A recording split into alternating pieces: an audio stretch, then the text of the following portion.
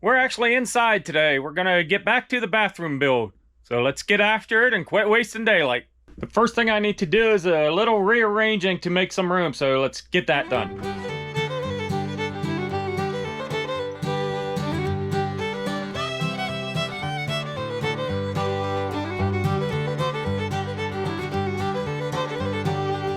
These are the hot and cold lines I ran.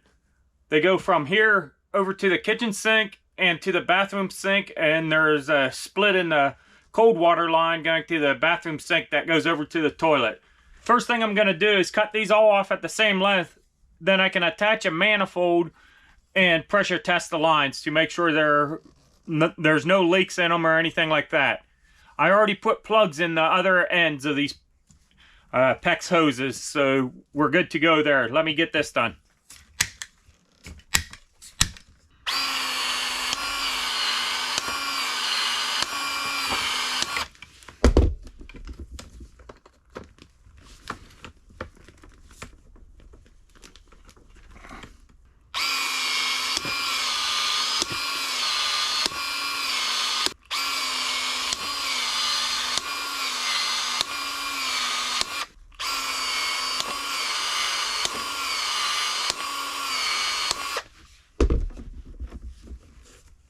Now I need to put a 3/4 inch PEX pipe on this end, so I switch my expander over to 3/4 of an inch.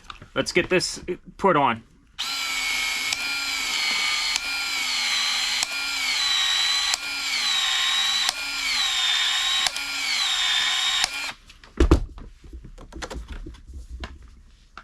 Now the last piece I gotta do is fit my pressure gauge to this 3/4 inch PEX that I just put on. So I'm going to expand this out and stick this in it.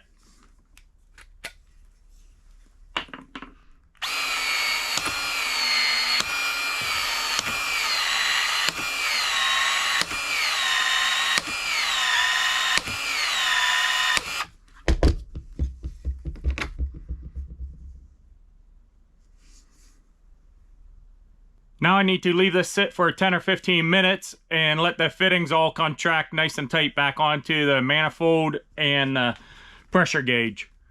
I'll catch back up with you here after that's done.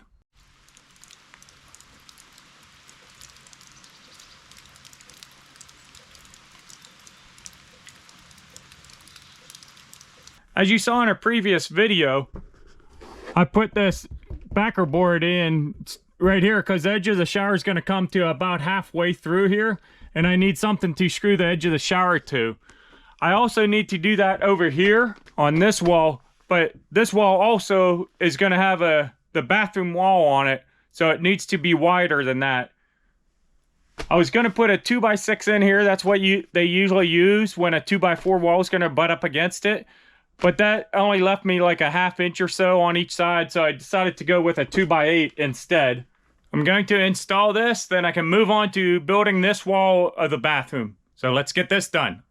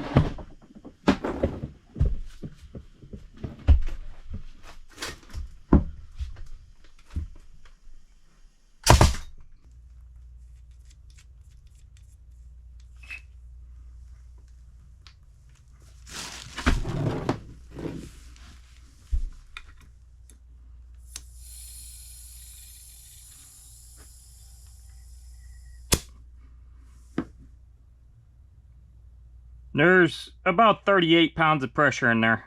I'll leave this sit for a day or two and just monitor the pressure and make sure it doesn't drop any.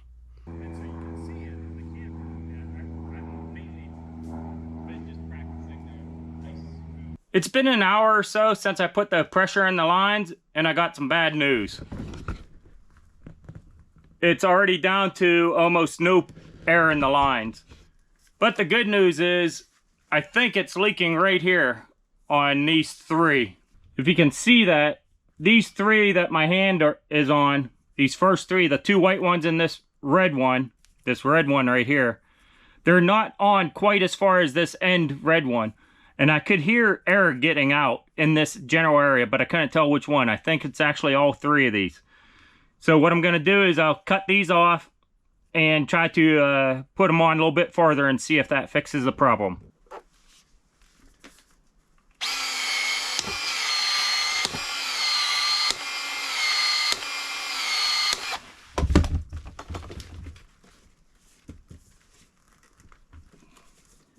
I'll catch back up with you guys in a little while. My neighbor's on the roadkill list, and he finally got the call. So I went over, I helped him out a little bit on 2 different days butchering up the moose. So let me show you what he gave me for helping out. I got a nice, I think it's 2 pounds of moose burger. And then I got a bunch of steaks that I'm gonna package up and freeze right now. Look at that nice steak.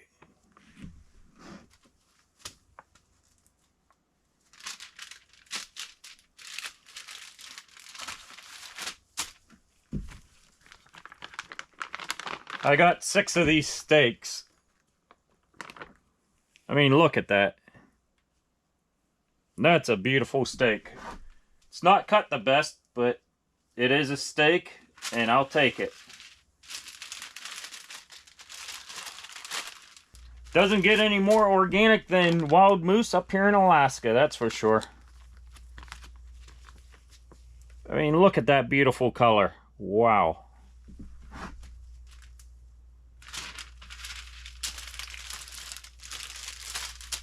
I'm gonna freeze these up and pull them out at a later date to cook up. Probably cook up 2 at a time.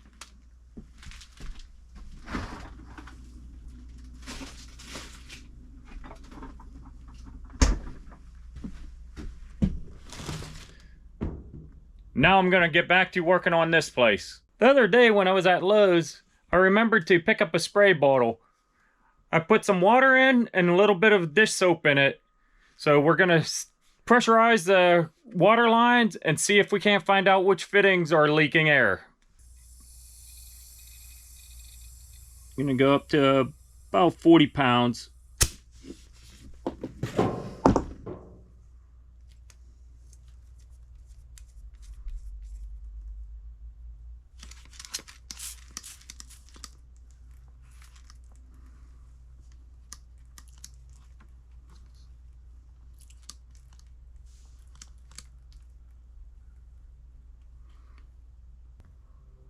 I don't see any bubbles on this.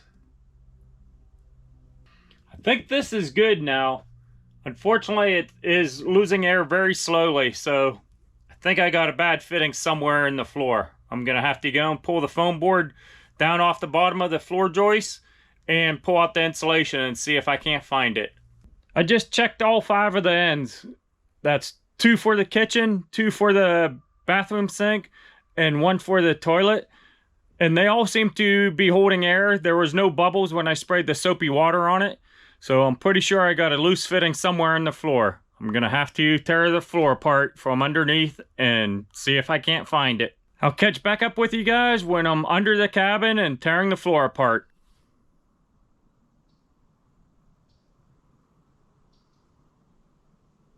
I'm down here under the cabin and I need to take out the foam board right here between the 2 floor joists. So I'm gonna take my utility knife and start cutting it away. I might end up pulling the nails out also on these 2 floor joists just to make it easy. This bay has the hot and cold lines for the kitchen. So I'm just gonna start there and see what I find.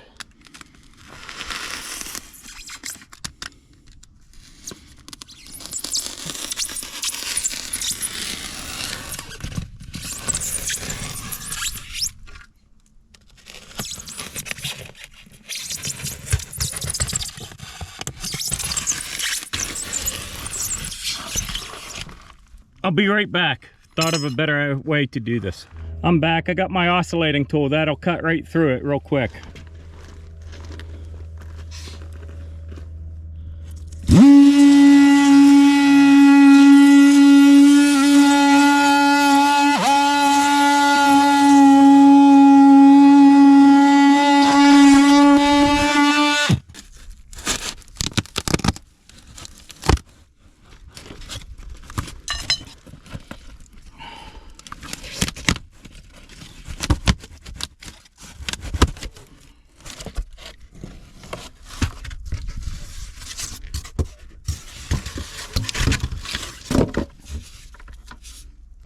I got the foam out. Now I gotta do what I don't like, take the insulation out.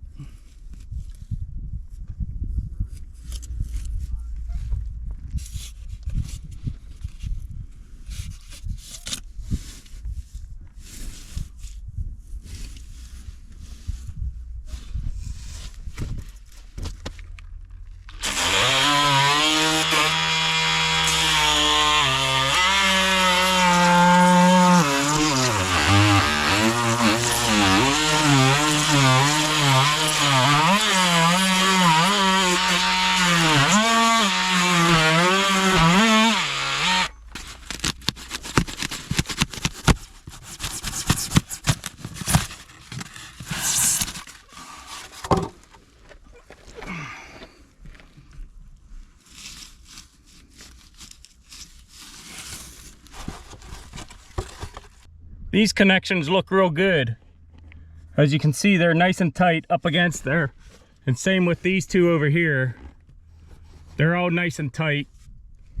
And I don't know how well you can see this red one, but it's nice and tight also. So I don't think it's these ones. Let me check down here at this end. Okay, this is great news here. I don't know how well you'll be able to see it, but I don't have any joints here where it goes back up through the floor and will come up into the bottom of the cabinet.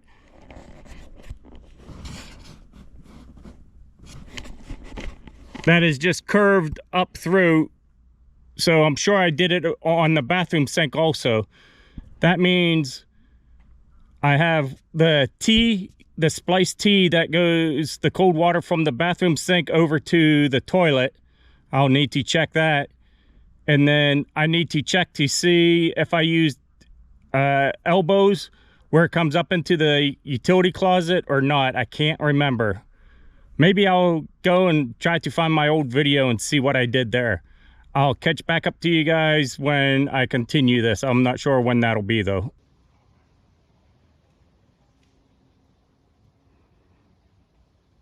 I think it's like 2 days later since I last recorded.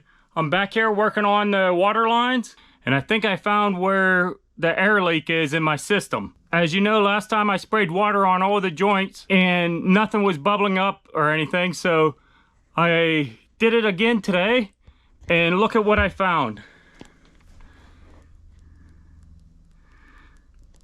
It's bubbling up on that seam, on the seam between this and this, the one place I didn't check at all. So let me tighten that up and see if that stops the leak. What I had to do to stop the leak was I took this piece off from this piece, put new thread tape on, then cranked this back on again as tight as I could. I still had a little bit of an air leak, but apparently it sealed itself because it's still holding after like an hour. So my system is good to go. I can move on to the next step of this process. It's been several days since I put air in these water lines, and I got good news. It's still above 40 PSI, and I put around 42 or so PSI, and it's still above 40, so that's the good news. I'm gonna release the air, take this off, and pressure test my last water line. It's the main line coming in. I have a valve under the floor, which I have currently turned off. And really the only place I need to test it is between the valve and the line coming up out of the floor right here. So let's get this disconnected and the other line hooked up and pressure tested.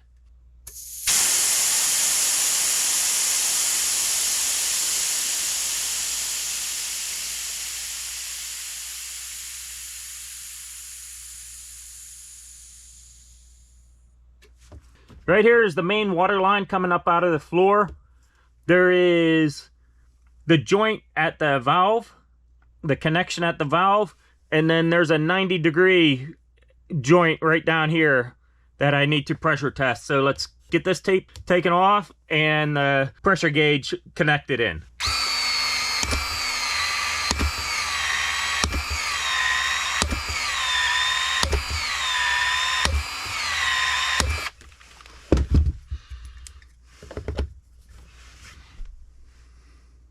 I've noticed it takes longer for the 3/4 pipe to shrink back than it does for the 1/2 inch.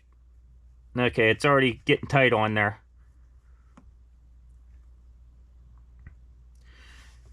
I'll catch back up with you guys either later today or tomorrow when I actually put air in this.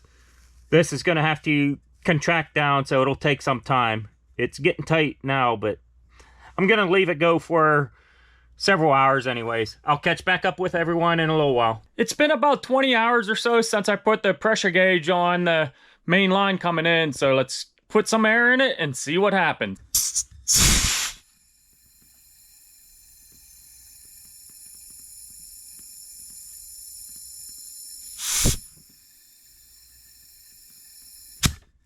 It's not holding any air, so I may or may not have the valve turned off down under the floor. I'll have to crawl under there, turn the valve the opposite direction. I thought it was turned off, but it may be in the on position. So I'm gonna have to do that at a later date. I'll catch back up with you guys then. The valve wasn't shut all the way. It was maybe 1/4 of a turn still open. So I made sure it was shut all the way, so let's give this another try.